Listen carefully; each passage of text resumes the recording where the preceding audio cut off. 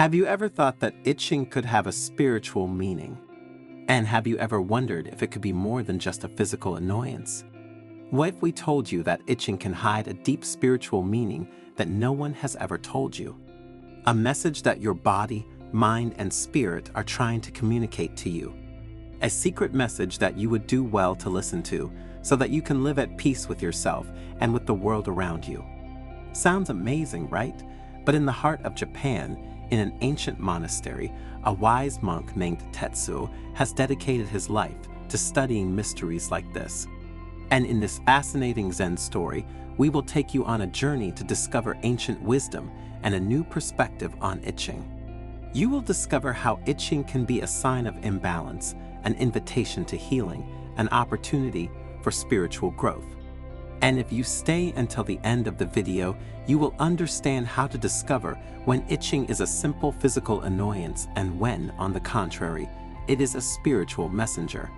But before continuing, subscribe to the channel and activate notifications to be informed when we publish new content for your spiritual growth. The morning sun filtered through the leaves of the maples of the Zen monastery of Komyuji, illuminating the wrinkled but serene face of the venerable monk Tetsuo. His disciples, sitting in a semicircle around him, eagerly awaited his words. Tetsuo was known for his enigmatic parables and profound teachings, capable of touching the heart and awakening the mind. That day, however, the topic seemed, only on the surface, unusually banal and earthly, itching. My dear disciples, the monk began with an enigmatic smile. Today, I want to talk to you about a phenomenon that all of us have experienced, but which few have truly understood: itching. A murmur of surprise spread among the disciples. The itching. What could it have to do with spirituality? Master, asked shyly Sakura, a young raven-haired disciple, isn't the itching just a physical annoyance, a symptom of some allergy or irritation? Tetsuo nodded. In many cases, Sakura, you are right, but itching can be much more than just a physical ailment. It can be a messenger, a signal that our body, mind, and spirit send to us to get our attention. A messenger. Taro, an older disciple with a thick white beard, asked curiously, "And what is this messenger telling us?" This, Tetsuo replied, is the question we must ask ourselves every time we feel the itch. What is our body telling us? What is our mind telling us? What is our spirit telling us? Tetsuo scratched his chin thoughtfully, as if searching for the right words. Often, he said, we think of itching as a simple physical discomfort caused by an insect bite, an allergy, or dry skin. And in many cases, this is the truth. But there is another level of meaning, a spiritual meaning, that we often ignore.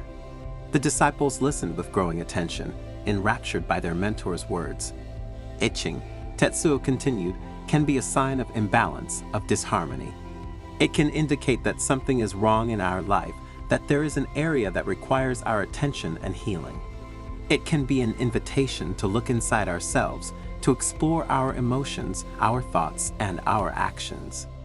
Tetsuo paused, letting his words sink into the minds of his disciples. I remember, he said, a time when a persistent itch tormented me.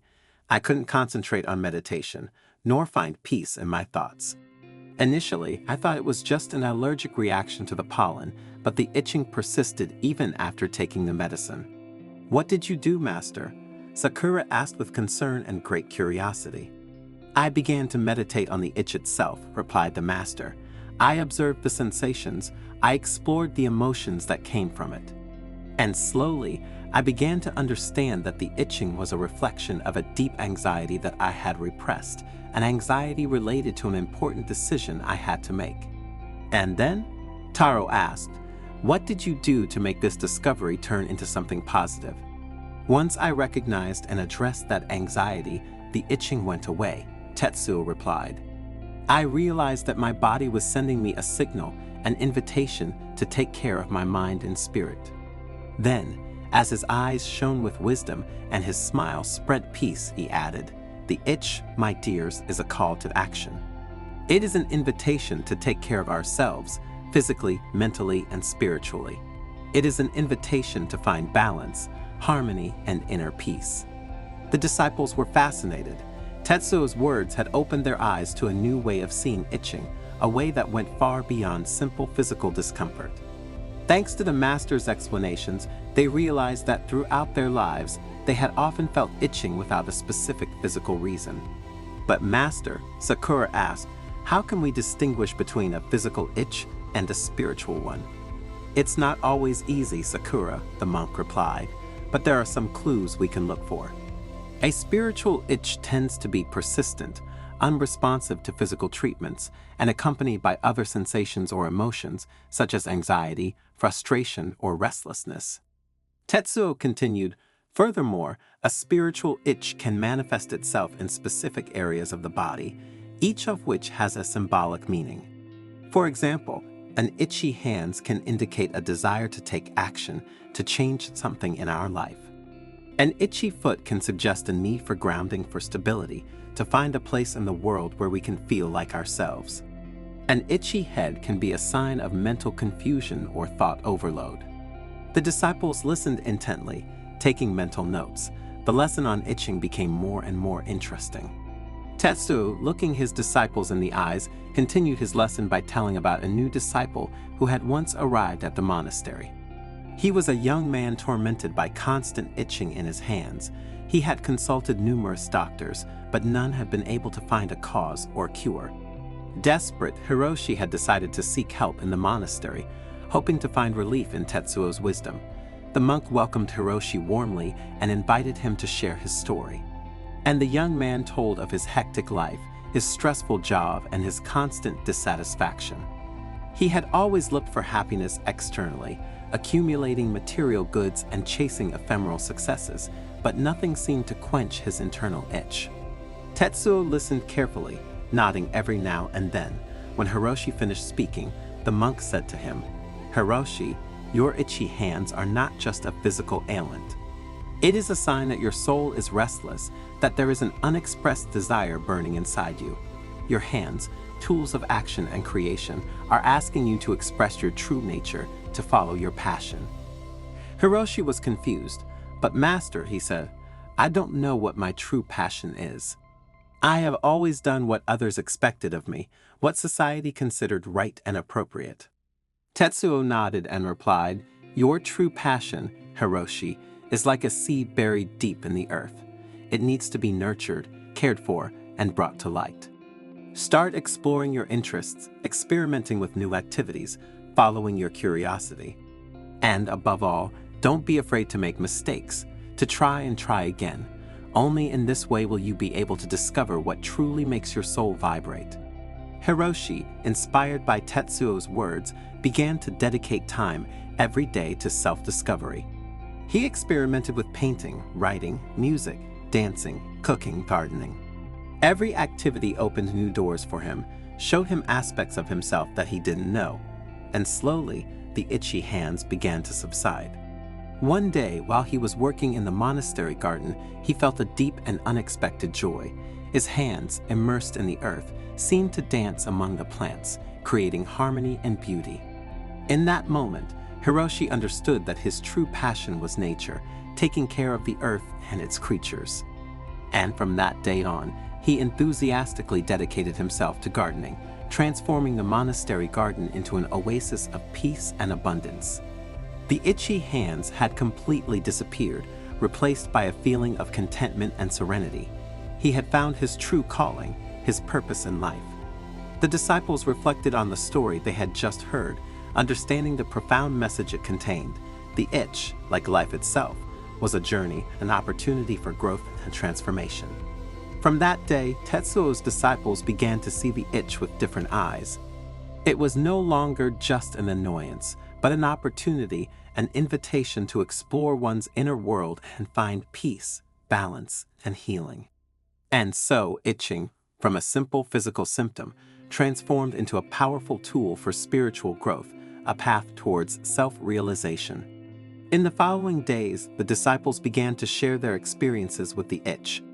Sakura told how an itchy throat had pushed her to express an opinion she had long kept repressed, freeing her from an internal burden.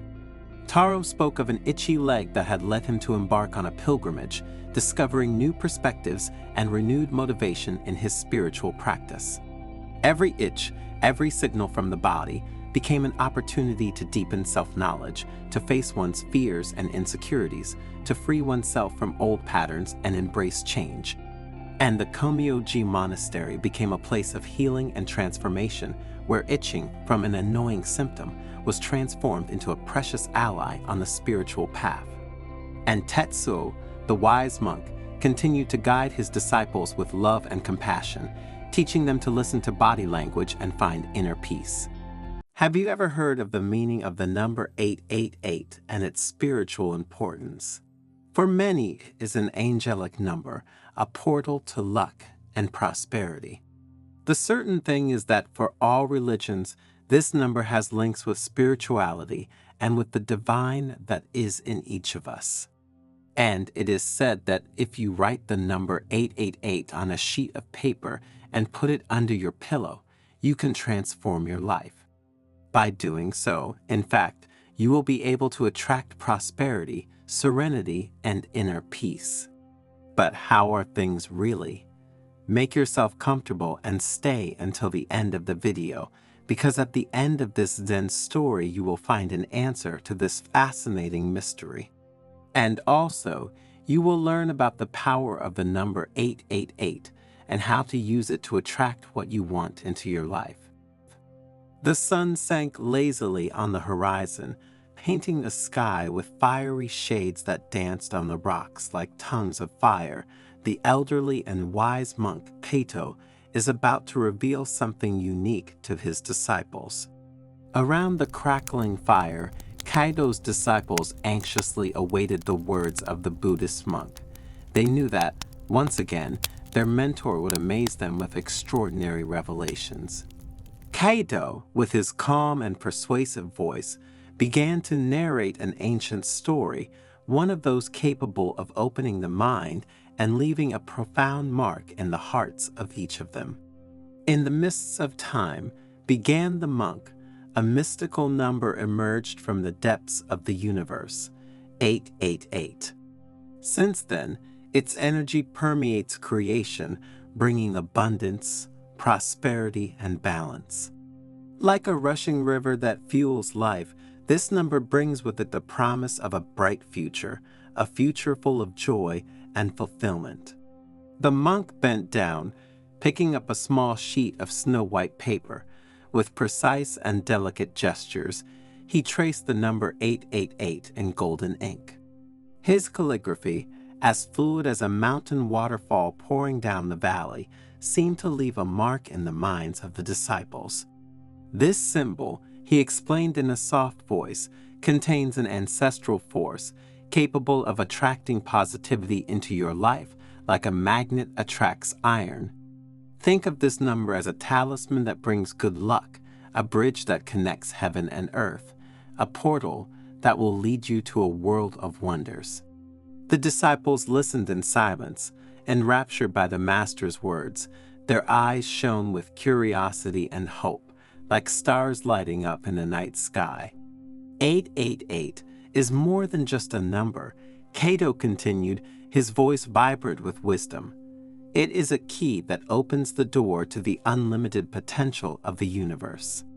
And consequently, if we know how to interpret certain messages well, to the unlimited potential that lies within each of us. Like a magical portal leading to a world of wonders, this number will allow you to access an infinite reserve of energy and wisdom, an inexhaustible source of inspiration and inner strength. One of the younger disciples, eager to know more, asked, "Master Kato, how can this number open the doors of prosperity and inner peace for us?" The monk, looking at everyone with a broad smile, invited them to write the number 888 on a sheet of white paper, using golden or red ink, symbols of prosperity and luck. The sheet then had to be placed under the pillow before going to bed, like a hidden treasure waiting to be revealed. While you sleep, Kaito whispered in a firm voice, your mind will open like a flower in the sun. and the energy of 888 will flow through you, purifying your spirit and preparing you to receive new gifts from the universe. It will be like a rain of blessings falling on the thirsty earth. Dreams will transform into prophecies, intuitions into flashes of genius, and synchronicities into invisible guides that will lead you to your highest destiny. The disciples nodded, and with their hearts full of hope and the paper with the number 888 clutched in their hands, they headed towards their rooms. The ritual that Cato had spoken about had affected them deeply, and they couldn't wait to carry it out with all the trust and faith they were capable of. In the quiet of the night, the disciples retreated to their rooms, lulled by the singing of the nocturnal birds and the rustling of the leaves. The paper with the number 888 rested under their pillows like a precious talisman that emanated a subtle and vibrant energy, and that night a very strange thing happened. Everyone dreamed of something, and the dreams became vivid and colorful, full of symbols and mysterious messages to interpret and use as maps for one's happiness. Upon awakening, the disciples felt transformed, as if a cool breeze had swept away the clouds of their minds. A sense of renewed energy and profound inner peace pervaded their being, like a wave of positivity that enveloped and intoxicated them. Over the next few days, surprising events began to manifest in their lives. New opportunities knocked on their doors, like flowers blooming at dawn. Unexpected encounters illuminated their path, like lighthouses in the night indicating the route.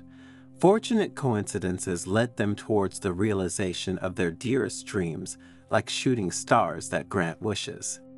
The disciples, amazed and happy at these events and this transformation, went to Caito to thank him and to ask to know more about the number 888. The wise monk, with a benevolent smile, invited them to sit around the fire, which crackled brightly like a beating heart that united them under the same roof. 888 is an angelic number, Cato explained, his voice vibrant with wisdom. It is a message sent by our spiritual guardians, a precious gift that infuses our lives with hope, love, and protection. Like a lighthouse in the night, this number guides us towards our highest destiny, illuminating the path ahead with its golden light. In Buddhism, the number 8 represents the Eightfold Path, or the path that leads to enlightenment. And the 888 is seen as a symbol of spiritual perfection and awakening, a symbol to be respected, and thanks to which one can find one's path in life.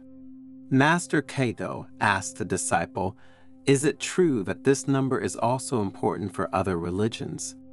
The monk, smiling, replied that in the Christian tradition, the number 888 is associated with Jesus Christ, because in Greek, the name of Jesus has this same numerical value. And for this reason, it is seen as a symbol of redemption, salvation, and eternal life. Caito told stories of angels and spiritual guides who, through this issue, had offered their help to people in difficulty. He talked about how this number was often present in prophetic dreams, sudden intuitions, and surprising synchronicities, like an invisible thread that weaves the fabric of our destiny. The 888 is a symbol of balance and harmony, continued Caito. Like a bridge that connects heaven and earth, this number helps us find the right balance between our spiritual aspirations and our material needs. It is an invitation to live a life full of meaning, in which external prosperity is accompanied by internal growth, giving us emotional balance and mental well-being. While the disciples listened with great interest, and their hearts were grateful to their mentor for the wisdom he imparted to them, the monk taught them how to meditate on the number 888. Thinking about this number, my dears, visualize how a golden light flows through your body and purifies your soul. And pay attention to the signs and synchronicities that manifest themselves in your life, recognizing them as messages from the universe that guide you towards your destiny. The disciples, with hearts full of gratitude, from that day continued to constantly practice the ritual of the number 888 and meditate on it. Their life turned into a journey of discovery and joy, where every day was a new chapter in a wonderful story. The numbers danced before their eyes like notes of celestial music that invited them to follow the rhythm of the universe.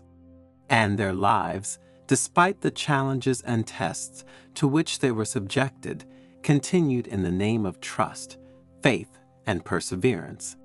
Challenges are like stones that help us build the path of our life, Kaido had told him during his lessons. Do not be afraid of falling, because it is only by falling that you learn to get up. The 888 is with you. You just need to open your heart to feel its energy. The most difficult test was for Akiko, a young disciple with a pure heart and a kind soul. A sudden fire destroyed her house, leaving her with nothing. Akiko was disheartened and cried desperately, believing that the universe had abandoned her to her fate. Kaido took her hand and led her to the top of a hill overlooking the valley. The sun was rising, painting the sky in shades of pink and orange. Look, he said, pointing to the breathtaking view. The universe has not abandoned you. It has given you this test to make you emerge like a phoenix from the ashes. Remember that the 888 is with you. Have faith, and your inner strength will guide you despite adversity. Akiko watched the sun rise and felt a new strength rising within her. The monk's words gave her the hope and determination to rebuild her life. With the help of his fellow disciples and the community, he built a new house, more beautiful and more resistant than the previous one. After overcoming various tests and challenges, the disciples felt transformed. They had acquired a new awareness of themselves and their place in the world.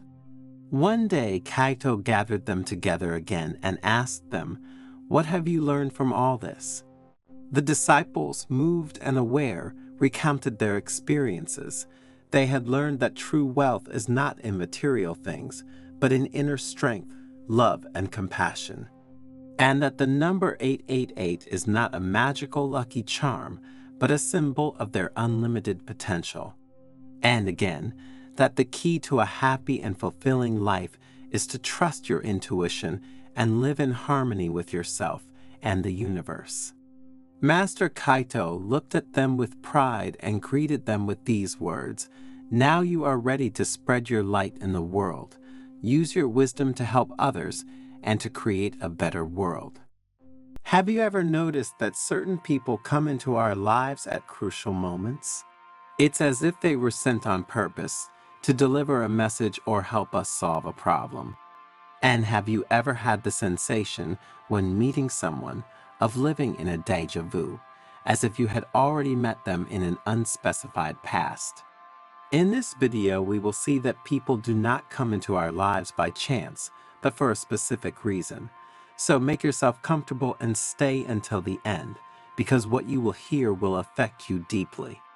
One day, while the elderly monk Hotaka was meditating under a blossoming cherry tree, a young man named Hiroshi approached and asked respectfully, "Master, sometimes I meet people and I feel a positive feeling, as if I had already met them, or as if they had a particular affinity with my soul. Other times, however, I feel a negative sensation, as if that person had come to hurt me, to damage me. And all this makes me restless and makes me ask, do people come into our lives by chance?" "Young friend," Hotaka said, his piercing eyes fixed on the boys, "people never enter our lives by accident, and this truth is deeper than we can imagine. In life, we meet different people, and each of them has its place and role in our story. Some come and go, others stay and accompany us through different periods of life." Hotaka slowly stood up and pointed to the blue sky above them. "Look at the birds, young friend. They do not fly by chance. They are carried by the currents of the air, just as we are carried by the invisible forces of existence. Hiroshi contemplated the birds flying across the sky, trying to grasp the depth of the wise master's words. Imagine your life as a garden, Hotaka added. Every person who crosses your path is like a seed planted by destiny. Some grow like colorful flowers that last a season, others like mighty trees that endure over the years, but each brings with it the promise of new growth. Hiroshi nodded. He reflected on the various flowers and trees he had seen blooming along the path of his life. The people who hurt us, Hotaka continued in a tone of pity, are often our best teachers. They are sharp stones on our path, and despite the pain, they teach us to grow and find our inner strength. The young monk closed his eyes, reliving the challenges that had tempered his soul over time. And then there are those who appear when we need them most, Hotaka said, pointing to a majestic tree. Just as the roots of this tree support it on stormy days, these people support us in difficult times. Hiroshi thought of a person who had been his refuge during a very delicate period, a solid anchor in the midst of a storm, a person who, after that period, left his life, even though he would have still wanted her by his side. Finally, Hotaka concluded wisely, some remain with us forever. They are like fixed stars in our sky, bright and constant. True friends, family members are soulmate. With them we share the burden of our days and the joy of our successes. The young monk smiled, feeling enveloped in gratitude for the special people he had met and had by his side. Hotaka looked up at the sky, and a subtle light danced in his eyes. Recognize and appreciate every person who crosses your path, young Hiroshi.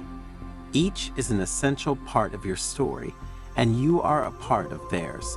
Life is an intricate web of destinies, and each encounter contributes to the fabric of your existence. Know, added the master, that there are fundamentally three types of individuals: those who support us on the path of our evolution, pushing us to overcome limits and reach new levels of awareness. Those who bring a breath of renewal to our inner world. When we cross paths with these individuals, we immediately perceive that the universe is weaving an intricate web. What the plans are hidden in these meetings remains shrouded in mystery, but we can be certain that something in us is destined to undergo an eternal transformation. And then there are the individuals who encourage us to continue. This particular category of travel companions may only accompany us for a brief moment, but their role is crucial. They remind us of the true nature of our path, strengthening our determination to move forward. The master's words helped the young novice who, in the following years, continued to follow the path illuminated by Hotaka's wisdom.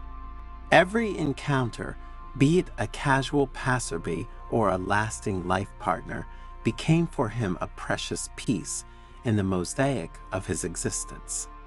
Through the challenges and joys, Hiroshi learned that every person, every experience, brought with it a hidden gift, a precious teaching that contributed to his growth and spiritual fulfillment. As time passed, the novice himself became a senior monk, with wise eyes and a grateful heart. In his role as spiritual guide, he shared with the young monks the profound truth taught to him by Hotaka. That life is a constant flow of meaningful encounters, each of which contributes to the unique beauty of our existence. In conclusion, what is the moral of this story? That in life, every encounter, regardless of its duration or intensity, contributes to the richness of our existence. Life is a wonderful journey of discovery, and each person who crosses our path brings with them a unique gift. Sometimes these people die, sometimes they leave, for no apparent reason. Other times they behave badly and force you to make a decision and walk away from them. What we need to understand is that their work is done because one of our needs or desires has been satisfied. Therefore, in a world where people's paths cross and separate like branches of a tree, true wisdom lies in opening your heart at every encounter and learning from the lessons hidden in the folds of destiny. As we move towards our life goals, even difficult challenges and trials always await us, and we can feel helpless. But it is precisely in these moments that the universe sends us people who give us the courage to face these challenges and overcome the obstacles. Their support and encouragement inspires us and gives us the strength to move forward. In the dance of life, Hotaka told the young novice, every encounter is a musical note. Listen carefully to the melody that is revealed through the people who crossed your path. Find beauty in the harmony of human connections. Remember, whether it is a love or a special friendship or, even, an acquaintance who touches our path, an encounter can change us forever. Have you ever heard of the custom of putting coarse salt in the corners of the house? And do you know what exactly this ancient Buddhist practice passed down by monks and healers of enormous wisdom and experience is for?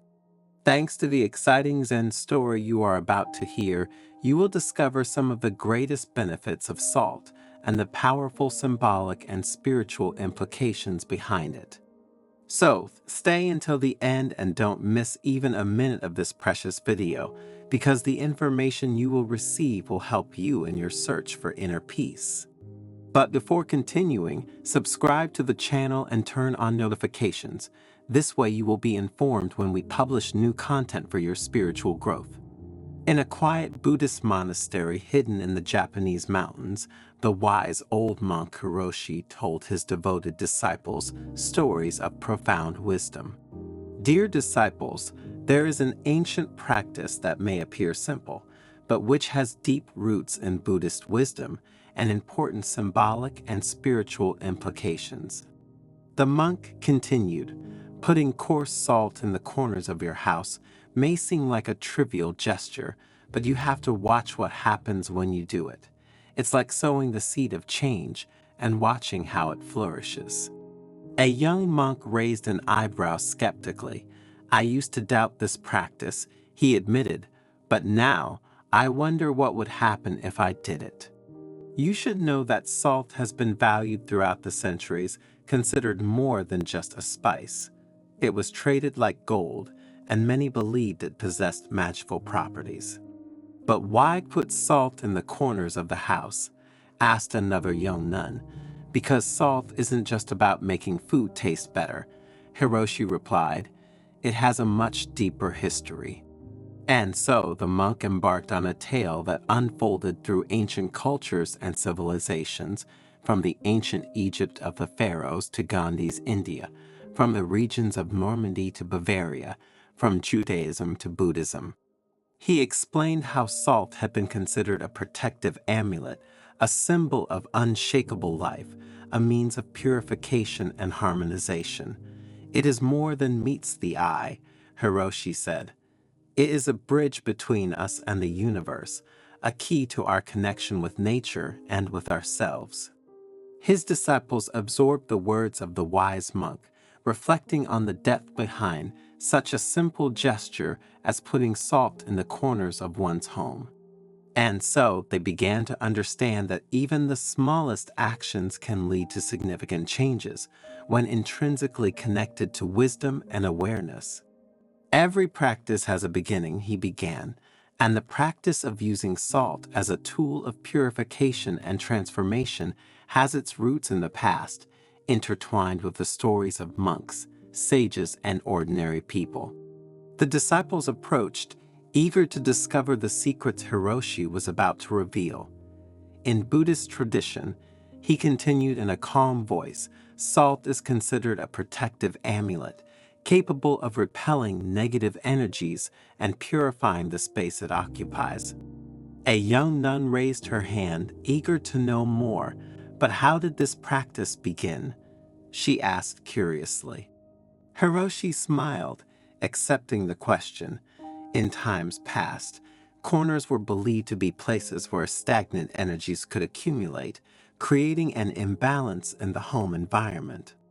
And by placing salt in these points, an energetic barrier was created that repelled negative influences. The disciples' eyes shone with interest as Hiroshi continued his narration. In Japan, for example, salt is used in Shinto purification rituals to eliminate spiritual impurities and protect against evil spirits. This practice has evolved over the centuries, but its profound meaning has remained intact and, even today, many elderly people cultivate it and pass it down with confidence to their heirs. As Hiroshi spoke, the disciples found themselves transported to a world of ancient beliefs, superstitions, and traditional wisdom, and they began to understand that the simple gesture of putting salt in the corners of the house was an act of protection and harmonization with the universe. But the power of this element is not limited only to protection, continued Hiroshi, his eyes bright with wisdom. Salt also has the ability to transform stagnant energies into positivity and create an environment that fosters personal growth and emotional well-being. The disciples listened carefully, fascinated by the words of the wise monk. For them, the concept of using salt as a tool for purification and transformation was becoming increasingly clear and meaningful. "And now," said Hiroshi, as the fire crackled softly before them, "I will show you a simple yet powerful method for using salt to purify and harmonize your home environment." With an air of expectation, the disciples gathered even closer, ready to learn the Master's secrets, because they knew that even though salt might seem like a common thing, its power was profound and transformative. And Hiroshi was ready to lead them on a journey of discovery through the ancient practices involving this humble yet powerful element. "First of all," continued the elderly monk, "we must understand the role of salt in our daily lives and its connection to the energies that surround us. Salt has been precious throughout the ages," Hiroshi continued, "not only for its culinary value, but also for its physical and symbolic properties. It was considered a divine gift, a symbol of purification and protection against dark forces." As he spoke, he showcased a variety of salts collected from around the world, from raw sea salt to pink Himalayan salt crystals. Each type of salt carries with it a unique vibration, he explained. And learning to use salt correctly means being aware of this diversity and how it can affect our environment and our inner energy. The disciples contemplated the various types of salt with curiosity, aware of their potential significance beyond the simple flavor they added to meals.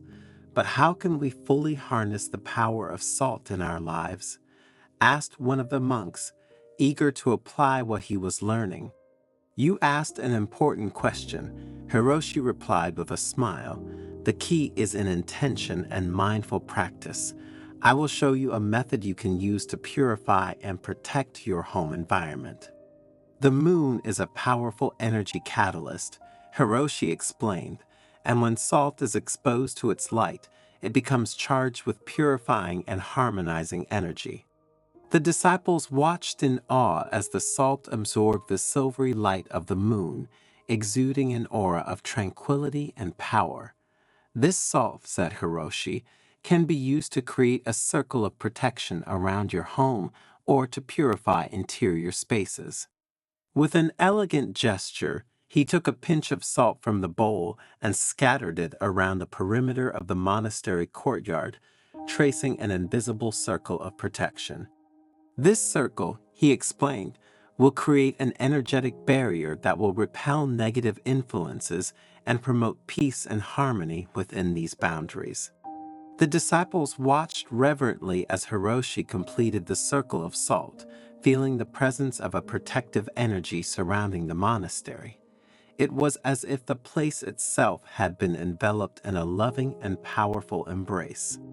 But the power of salt is not just limited to external protection, Hiroshi continued. It can also be used to purify and harmonize internal spaces, creating an environment that promotes spiritual growth and well-being.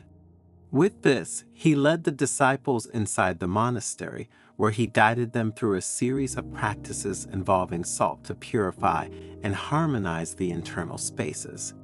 Each gesture was performed with awareness and intention, as the disciples learned to connect with the power of salt and use it to transform the energies around them.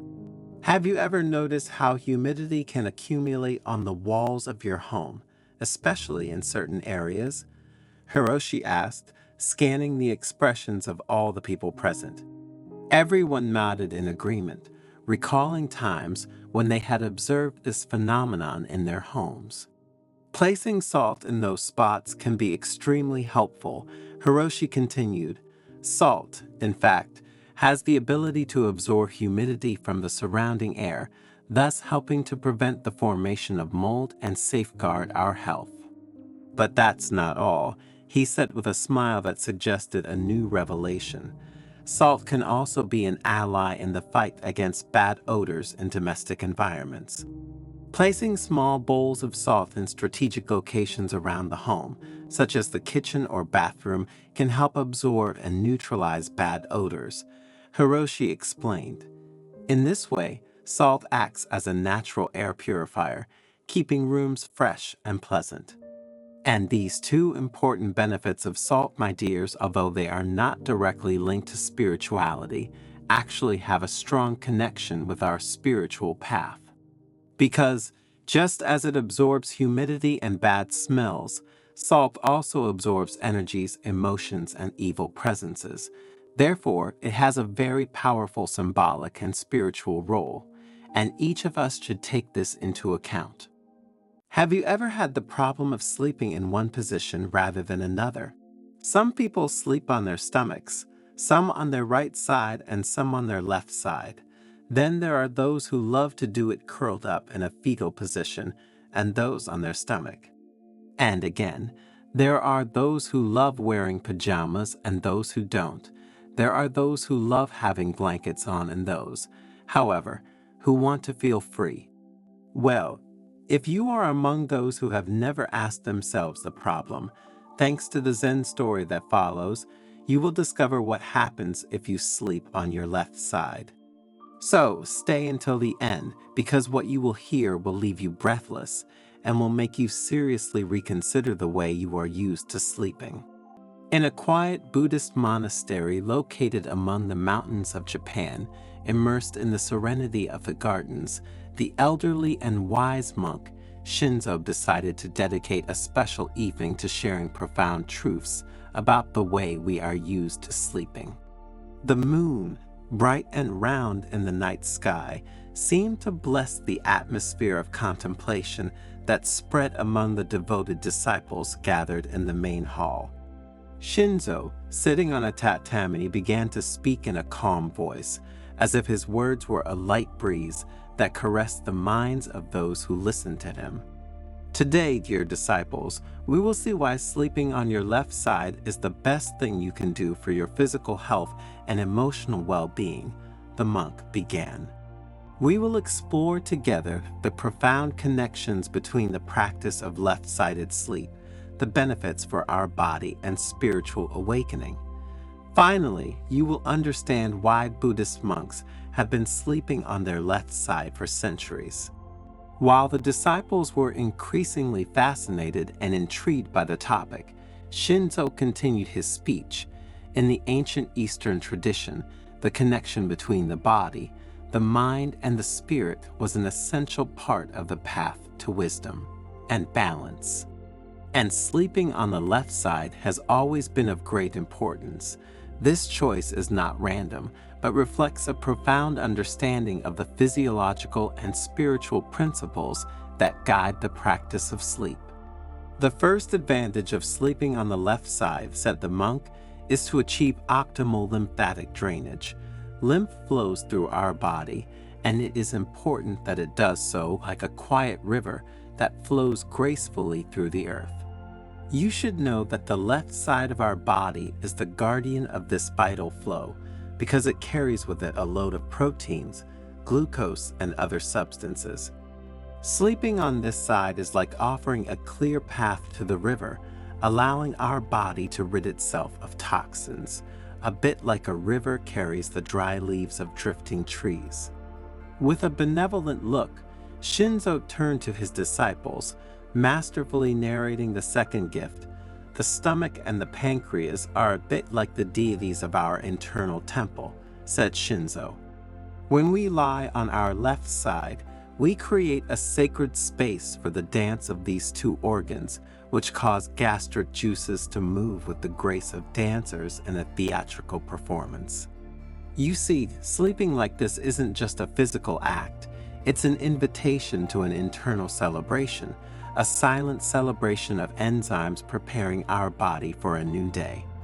The monk, happy to see the disciples so interested in his words, continued talking about the third gift deriving from sleeping on the left side, purification, a true nocturnal ritual.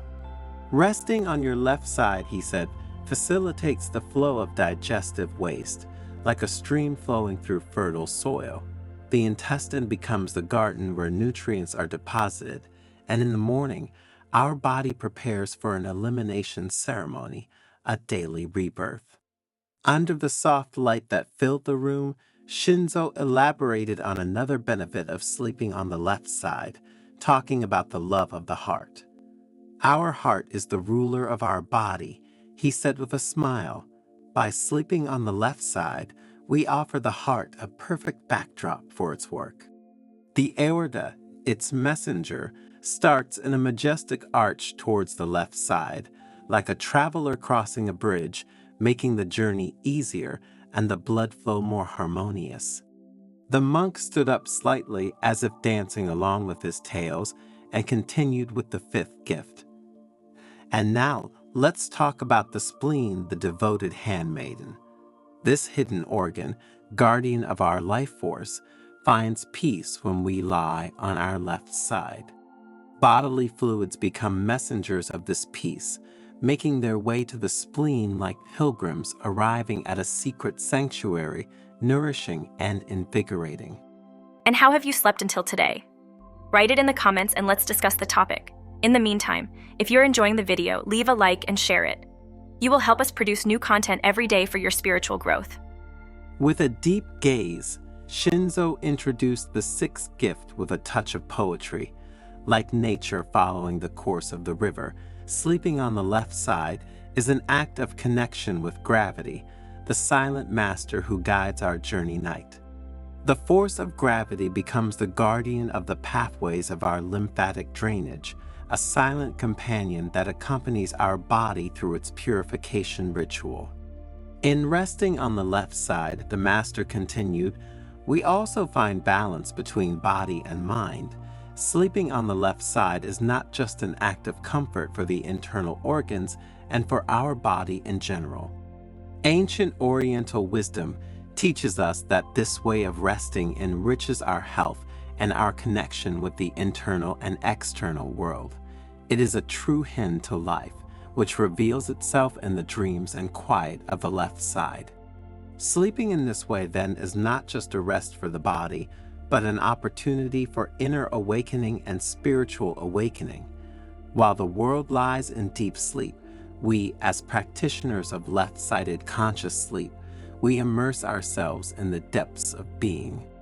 It is a sacred moment in which the mind frees itself from the chains of everyday thought, opening subtle doors to universal awareness. Shinzo, still smiling at his disciples, explained the concept of the balance between yin and yang in sleep. The left side, in its more yin nature, envelops us like an embrace of the night. The quiet that arises from this practice is a gift, an offering to our inner essence. Through concrete examples, Shinzo told of nights in which the monks, immersed in the practice of conscious sleep on the left side, felt the energy flow like a calm river crossing their being. The vital energies, in harmony with nature, dance while the body rests, creating a harmony that resonates in the entire monastery. The benefits of this practice, therefore, go far beyond the physical aspect, involving the spiritual one.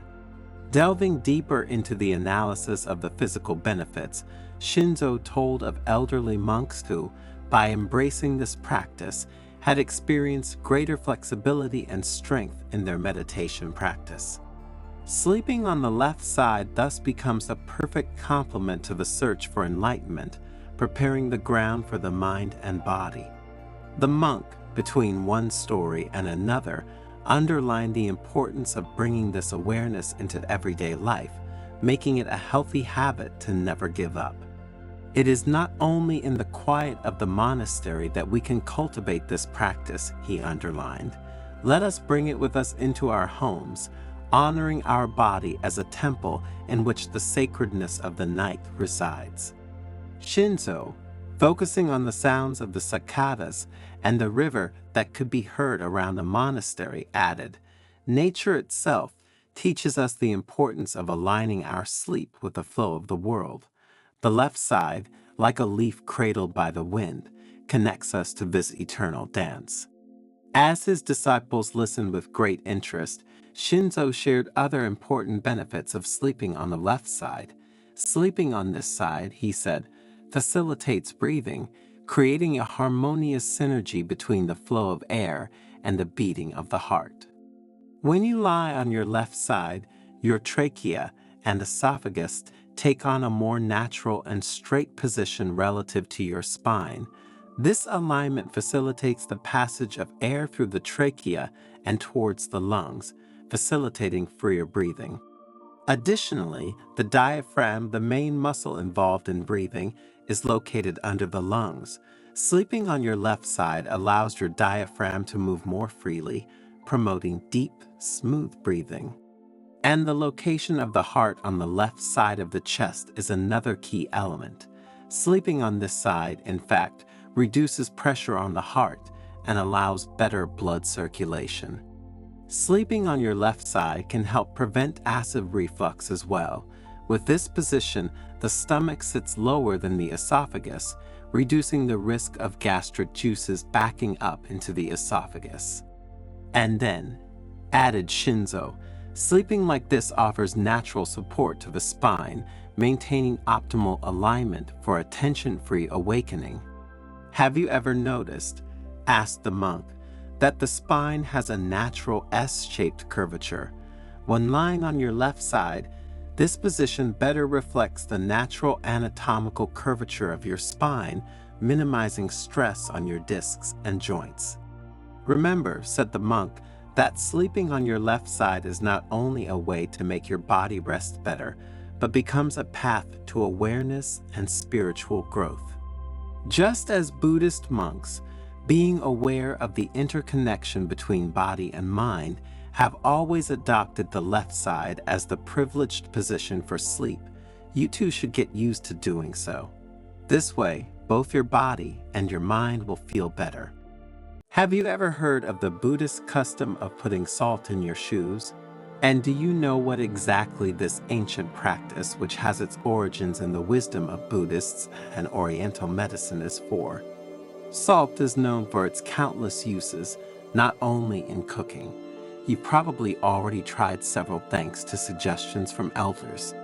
In the kitchen, it is a formidable ally, and according to the most recent research, it is not the worst culprit in raising blood pressure. And its uses do not end here. Salt is in fact a precious ingredient even in domestic cleaning, because it helps to clean and cleanse. Furthermore, in the form of a saline solution, it is a powerful disinfectant for wounds and skin abrasions. Not to mention its uses as an exfoliating scrub, anti-dandruff remedy, bath salt, and we could go on forever.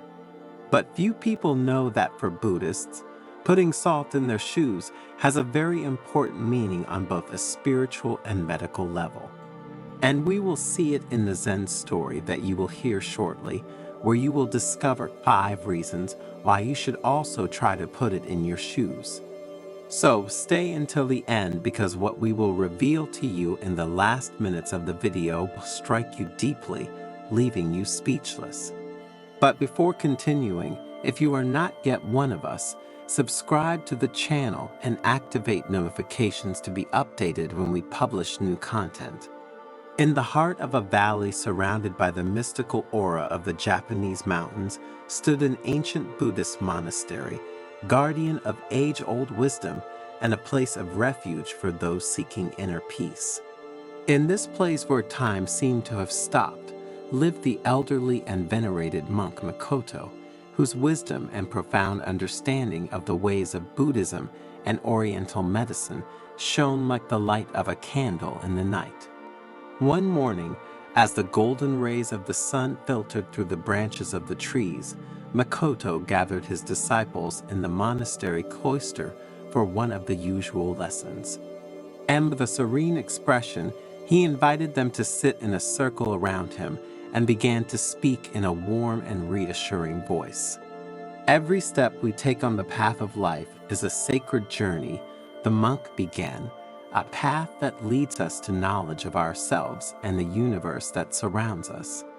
And just as when, to face a long and tiring journey, it is necessary to prepare adequately, so also in our earthly existence, we must be ready to face the challenges that await us. The disciples listened, enraptured by their master's words, and when Makoto mentioned the ancient custom of putting salt in shoes, their minds opened to the wonder of a tradition as ancient as it was mysterious. This practice, Makoto continued, has roots that go back to the remotest past, when our ancestors walked through wild and impervious lands. In those distant times, salt was not just a condiment to enrich foods, but a precious commodity, a symbol of purity and protection. The senior monk took a moment's pause, letting the words settle like delicate sand in the minds of his disciples, and then continued. I will now explain to you the 5 main reasons why the practice of putting salt in your shoes is so significant and important for our spiritual path and for our health in general. First, Makoto said, salt has the power to absorb moisture, just as the Buddha absorbed the suffering of the world. When we put salt in our shoes, it helps us keep our steps light and agile. In Buddhist practice, humility is often associated with the heaviness of worries and suffering that we carry with us along the path of life. Just as the weight of water filling our shoes in the rain slows and weighs down our pace, so the worries and tensions of the mind can hinder our progress towards inner peace and enlightenment.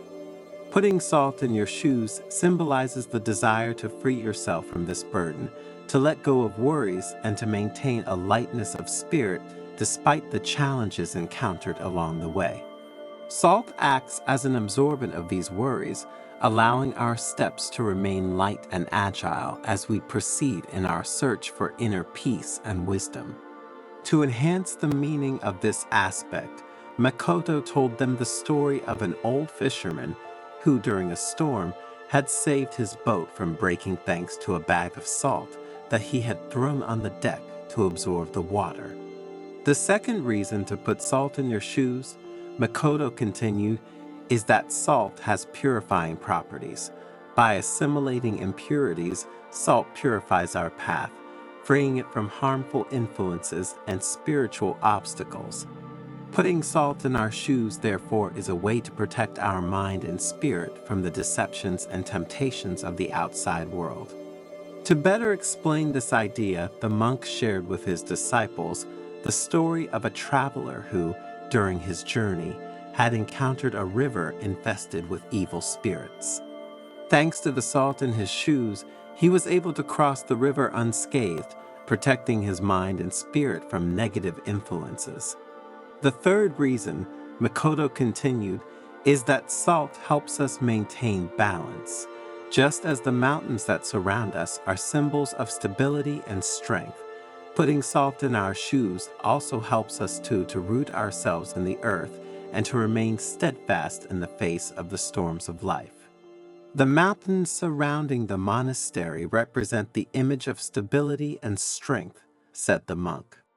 Just as these towering rock formations remain steadfast even in the face of the most violent storms, so we too must learn to maintain our inner stability as we face life's challenges.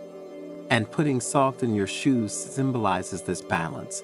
The salt, in fact, acts as an anchor for our steps, stabilizing them and preventing unwanted falls along our path. When we walk with salted shoes, we feel more solid and rooted to the ground, as if we have a deep connection with the earth itself. This balance not only affects the body, but also the mind and spirit. Therefore, following this practice is an invitation to find the right balance between the different dimensions of our existence. Between work and rest, between action and contemplation, between joy and sadness, between good and evil. When we manage to maintain this balance, we can face life's challenges with serenity and determination without being shocked by the ups and downs we encounter along the spiritual path. To make the concept clearer, Makoto told them the story of a young monk who, during a meditation on the banks of a stormy mountain stream, had found perfect balance thanks to the salt he brought with him. As the disciples became more and more involved with the stories of their spiritual guide, Makoto continued with the fourth reason. Salt also has healing properties, he said. In Oriental medicine, in fact, salt is considered a natural remedy to relieve pain and tension. Putting salt in your shoes can soothe not only the physical discomforts, but also the mental ones that we encounter along our spiritual path. To demonstrate this idea, the monk shared with his disciples the story of a farmer who, suffering from an open wound on his foot, had found relief by immersing his foot in a saline solution.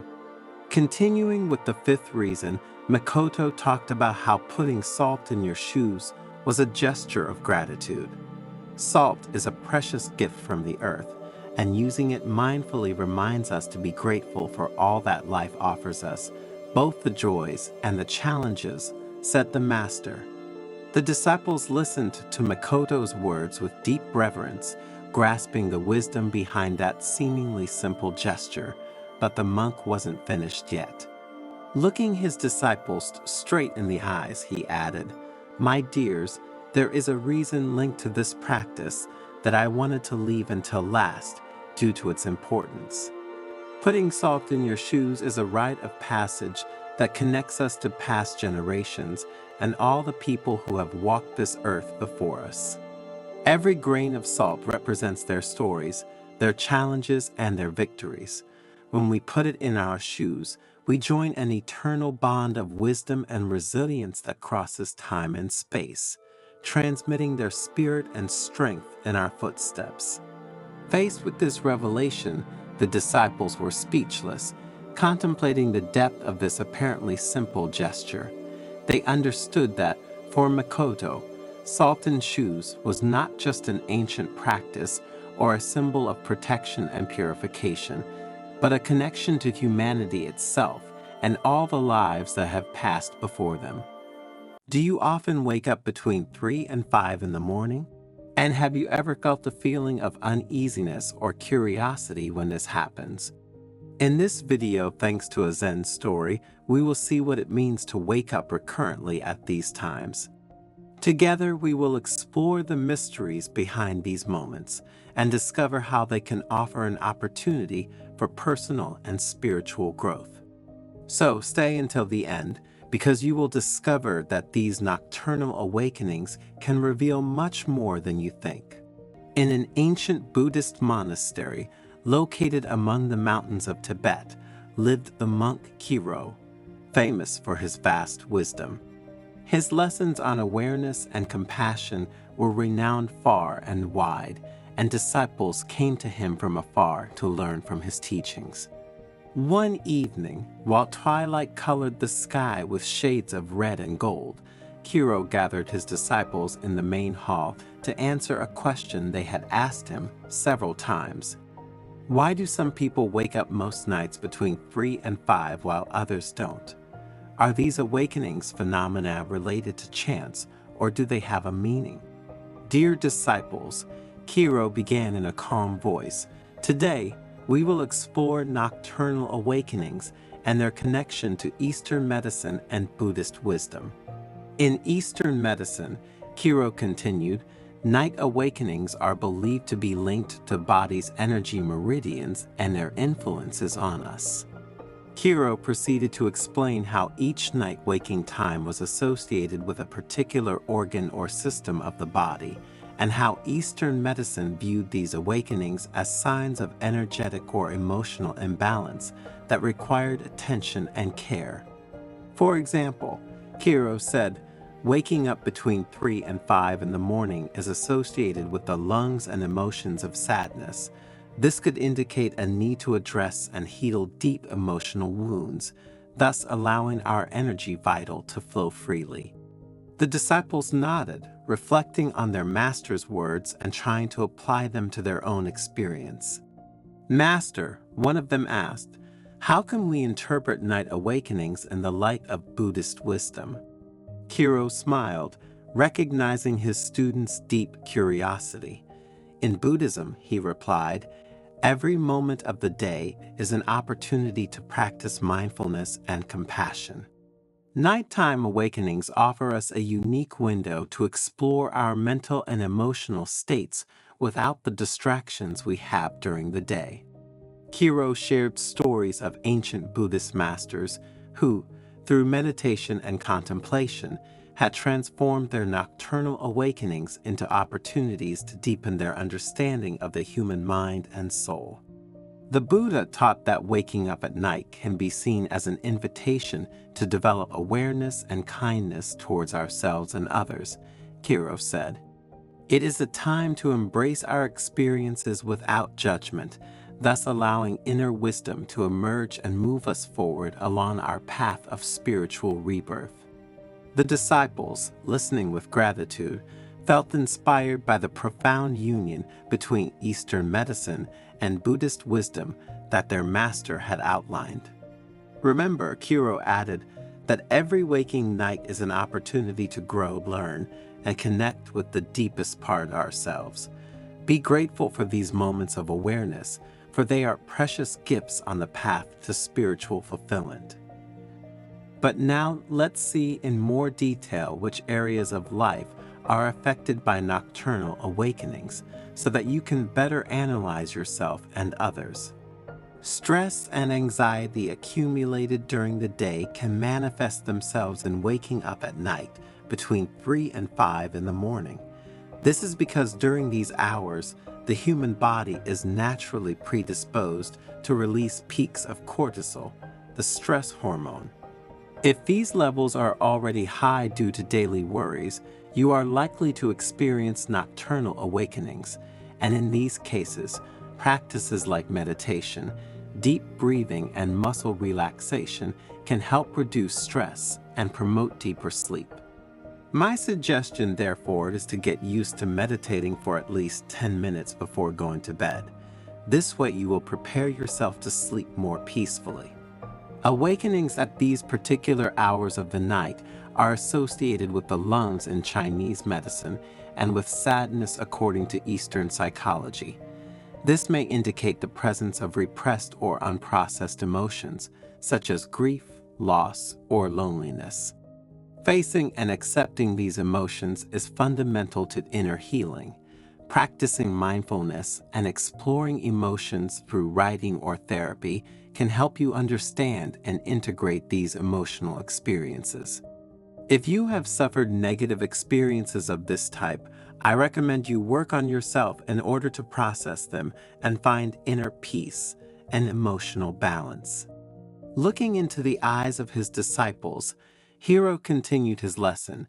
In the Eastern spiritual tradition, the early hours of the morning are considered a privileged time for connection with the divine and for spiritual practice. During this period of tranquility and silence, it is easier to get lost in meditation, prayer, or deep contemplation. Consider that many people wake up at these hours precisely because their deepest self needs to connect with the divine. And many practitioners, however, Find that waking up specifically between 3 and 5 in the morning is an opportunity to experience greater spiritual presence and awareness, opening the door to new insights and spiritual realizations. These nocturnal awakenings, Hero continued, can also be interpreted as signs of a process of inner transformation and personal growth. During these hours, the subconscious may be more active, bringing hidden emotions, thoughts, and desires to the surface. This can be a time to deeply explore your psyche and to identify what changes or transformations are necessary to live a more authentic and meaningful life. Some nocturnal awakenings, however, can be caused by physical disorders such as acid reflux, insomnia or sleep apnea, liver problems. These disorders can interrupt sleep and cause frequent awakenings during these hours. Eastern medicine suggests various remedies for these conditions. However, if you think you may have such problems, consult a doctor to identify and treat the underlying cause of these physical ailments. Eradicating these problems at the root allows you to improve the quality of sleep and promote emotional and general well-being. As the disciples continued to listen to the monk's words with great attention, Hero introduced another important aspect. The period from 3 to 5 in the morning, he said, is considered a time when the unconscious can communicate important messages through dreams and awakenings. This theory is suggested by both the ancient Zen wisdom and the analytical psychology of Carl Gustav Jung.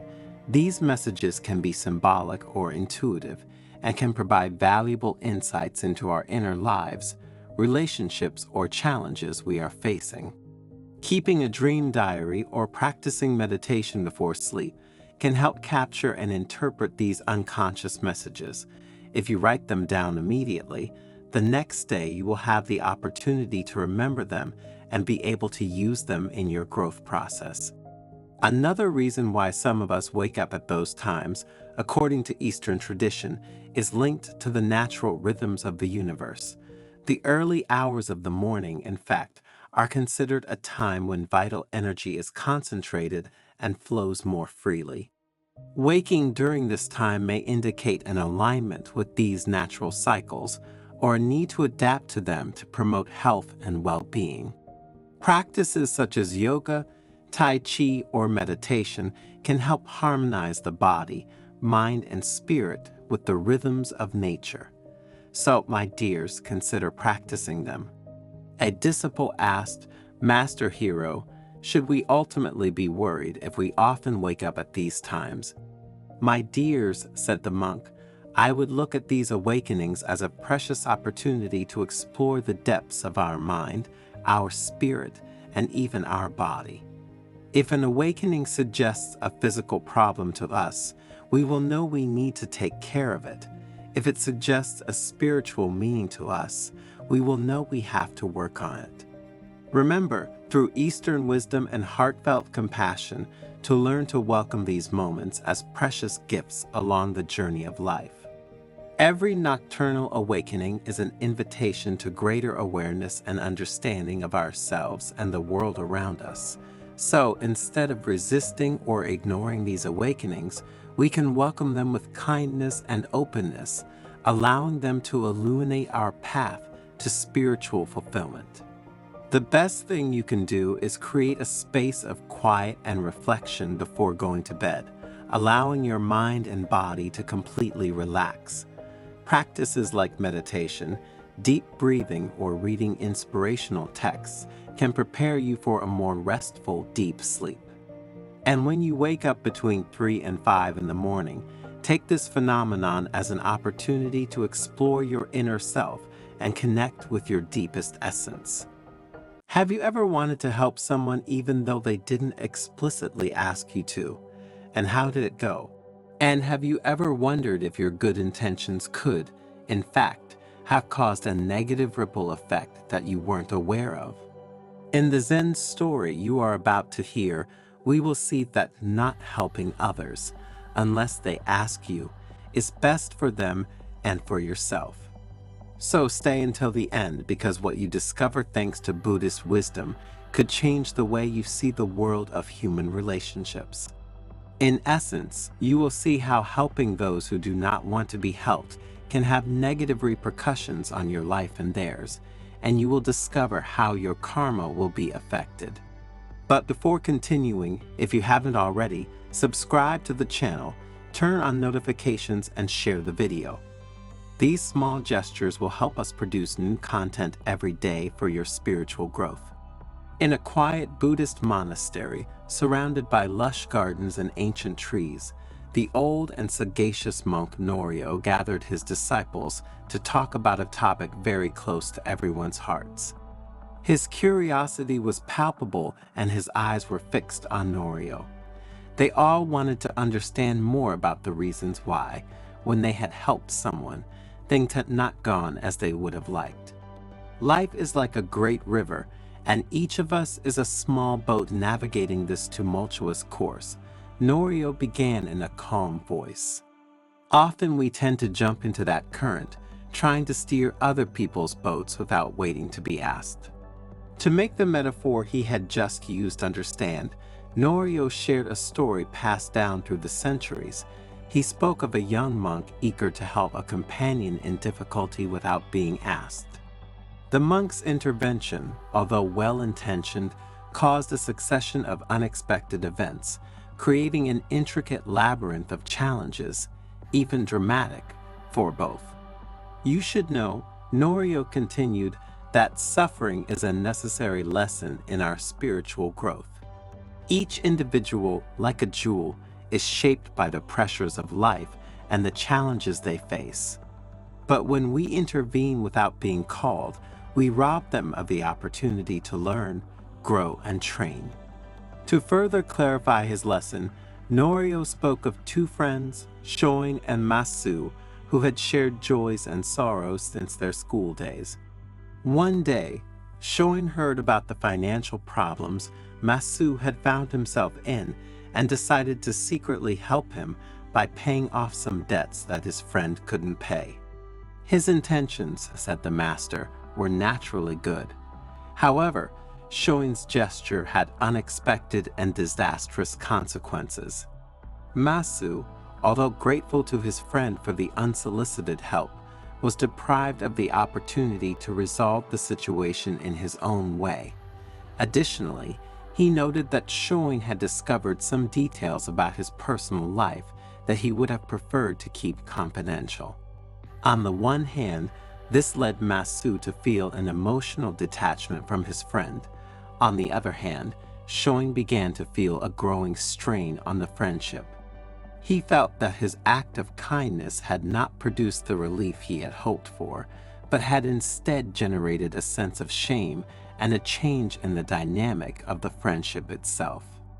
In short, unsolicited help had created discord and confusion, demonstrating how, in life, even good deeds can have unexpected consequences. What we often don't understand is that each individual is at the mercy of their own karma, Norio explained, and every action we take, good or bad, comes back to us like an echo. When we help without being asked to do so, we upset the delicate balance of another person's karma and paradoxically harm our own as well. The old monk told other stories, such as that of a young man who, eager to solve the problems of a dear friend without her having asked him, found himself involved in a series of endless difficulties and misadventures. If you enter a labyrinth that is not yours but someone else's without being asked, Norio continued, you could set off a chain reaction of events, creating an intricate web of karmic connections. And your gesture of friendship, no matter how absurd it may seem, could end up doing more harm to the friend in question and to yourself. Imagine wanting to cure someone without asking them if they are willing to give up the things that made them sick. Norio said, suffering is often caused by past actions, and our intervention could alter the natural course of learning that the individual should ultimately experience. Norio then went on to talk about Buddha's teachings, highlighting how even he himself had resisted the temptation to intervene without request. Buddha, the monk explained, had understood the sacredness of the individual learning process and how the karma of each being must be respected. Suffering is a very severe but precious teacher, Norio continued, using other everyday examples to better illustrate the concept. He spoke of the many moments when, seeing a friend or family member in difficulty, empathy pushed him to offer help, and how instead, Buddha taught the wisdom of waiting for the person themselves to ask for help. Suffering is almost always the result of past actions, and karma is the supreme law that governs the universe, Norio said. When we intervene unsolicited, we enter a karmic vortex that can drag us into other people's problems, with unpredictable consequences for both of us. Remember, suffering is like a teacher who guides us along the path of spiritual growth, said Norio. To interfere with this process is to deprive others of the wisdom that only suffering itself can teach. Norio told other stories about daily life at the monastery, showing how the monks applied these teachings in daily practice. Dozens of monks I have trained, he added, became wiser and more self-confident men precisely because I avoided intervening directly in their problems. By resisting the temptation to intervene to solve certain problems, I allowed them to face their own challenges and learn the lessons that karma had in store for them. Every action we take is like throwing a stone into a pond, Norio said, using a metaphor to clarify the concept. The ripples spread and return to us. When we help without asking, we not only influence the karma of others, but we create ripples that can impact our own lives. In conclusion, what do we understand from this story, and how can you help us? The moral we can draw from this story is a reminder of the wisdom of discerning when to reach out and when to wait. Karma, like an unbroken river, carries our actions with it, and the way we offer our help can alter the very structure of destiny. Before reaching out to help someone, we must reflect on what they really need, Norio admonished. Not everyone seeks advice. Sometimes they just need a listening ear and an understanding heart. Therefore, let us always remember to respect the sacredness of the individual path of each human being. Help should never be an impulsive act, but rather a conscious gesture, respectful of free will, and the path of personal and spiritual growth of others and ourselves. Life is an intricate web of lessons and opportunities for growth. When we offer our help without being called, we can deprive others of the precious opportunity to learn about themselves. Wisdom lies in recognizing that sometimes the best lesson is the one learned through one's own effort and experience. Therefore, let our help be a beacon of light, offered when requested with awareness and respect, rather than a chain of unexpected events.